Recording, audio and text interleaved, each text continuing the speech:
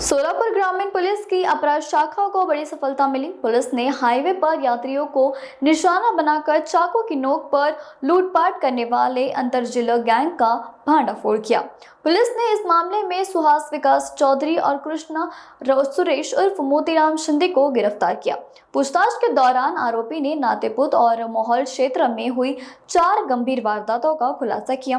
जांच में सामने आया है कि आरोपी पहले सड़क पर जैक या अन्य सामान रखकर वाहनों के टायर पंचर करते थे।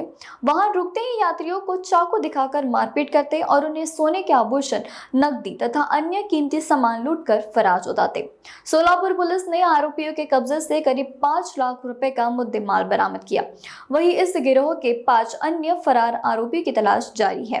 पुलिस का कहना है कि आरोपी से पूछताछ जारी है और संभवतः से जानकारी की वारदात के चलते खुलासे किए जा रहे हैं। दिनांक 21 जून 2026 रोजी साताराची एक फॅमिली फलटण मार्गे पंढरपूर येथे जात असताना पहाटेच्या सुमारास नातेपुते गावाजवळ बायपासला काही अज्ञात इसमांनी त्यांच्या कारसमोर एक जॅक टाकून कारचा अपघात होईल किंवा कार थांबेल अशा पद्धतीने त्यांना फोर्सफुली थांबवलं। त्या जॅकमुळे कारचा टायर फुटला आणि कार थांबली। जशी कार थांबली तशी या 4 लोकांनी त्यांच्यावर अटॅक करून संबंधित कुटुंबाच्या म्हणजे त्या कुटुंबातील महिला वगैरे सुद्धा गाडीमध्ये होत्या, त्यांचं सोनं वगैरे चाकू लावून सोनं काढायला लावलं आणि फोर्सफुली ते सोनं आणि मुद्देमाल चोरून घेऊन गेले। या अनुषंगाने नातेपुते पोलीस स्टेशन येथे जबरी चोरीचा गुन्हा या 4 लोकांच्या विरोधात दाखल करण्यात आला होता।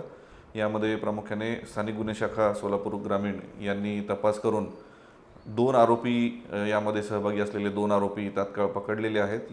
यांना अटक करण्यात आलेली आहे। यांच्या चौकशीमध्ये एकूण 6 आरोपी निष्पन्न करण्यात आलेले आहेत। सदरील गुन्ह्यामध्ये दरोड्याचे सेक्शन्स सुद्धा वाढवण्यात आलेले आहेत। या दोन्ही आरोपींकडून एकूण 5,08,000 चा पूर्ण मुद्देमाल जप्त करण्यात आलेला आहे आणि इतरही 4 गुन्हे यांनी केल्याची कबुली आहे, ज्यामध्ये 1 दरोडा आणि 3 जबरी चोरी आपल्या जिल्ह्यात केल्याची कबुली हे देत आहेत। पुढील तपासामध्ये अजूनही आरोपी आणि अजून काही गुन्हे निष्पन्न होण्याची शक्यता आहे। या अशा प्रकारच्या घटना टाळण्यासाठी जे वाहन चालवतात, जे प्रवासाला निघाले, त्यांनी काय काळजी घ्यावी?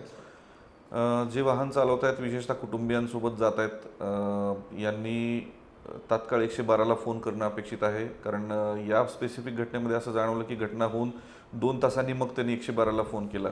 तात्काळ 112ला फोन केला तर लगेचच नाकाबंदी लावून अशा लोकांना तात्काळ जिथल्या तिथे पकडता येईल आणि पोलीस मदत 5 ते 10 मिनिटात आपल्यापर्यंत पोहोचेल।